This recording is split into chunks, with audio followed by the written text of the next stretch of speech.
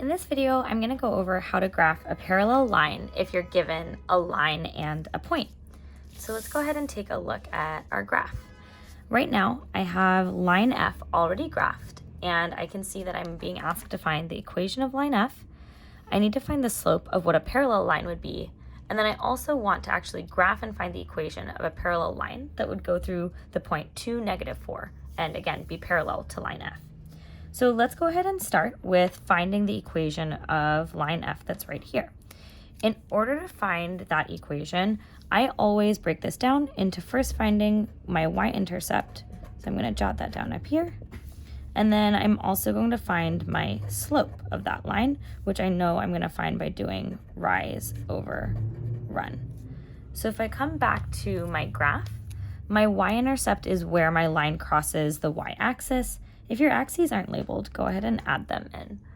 And I know that right here at this point, 0, -4, my line is crossing the y-axis. So my y-intercept is just -4. It's just the point that's on the y-axis. To get my slope, I need to have my y-intercept and a second point. So if I look carefully at my graph, I can tell that it crosses exactly at another point right here. So this is at the point 2, 1. Notice just because my scale goes by 2s, I want to make sure I'm really counting carefully when I count in between.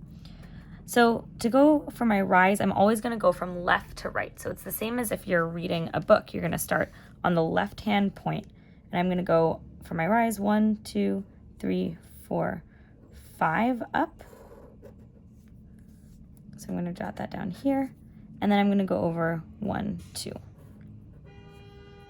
So my run was 2. My slope in this problem is 5 over 2.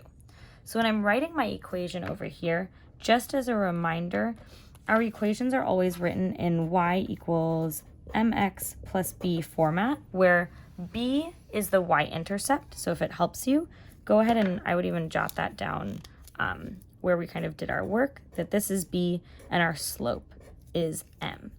So now when I write my equation, the only things I'm going to replace are the m and the b.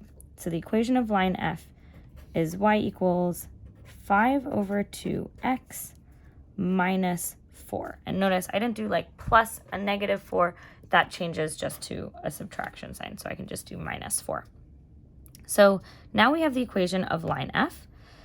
I know that a parallel line is always going to have the exact same slope. So that's what's going to make it parallel. No matter where it moves on my graph, it has to be going in the same direction and at the same steepness, which is going to mean that it has to have a slope of 5 over 2 as well. And now I'm given a point.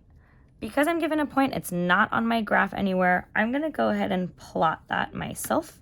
So the point 2, -4, 2, -4 comes right here. And then I know that I need to make a line that's parallel to that.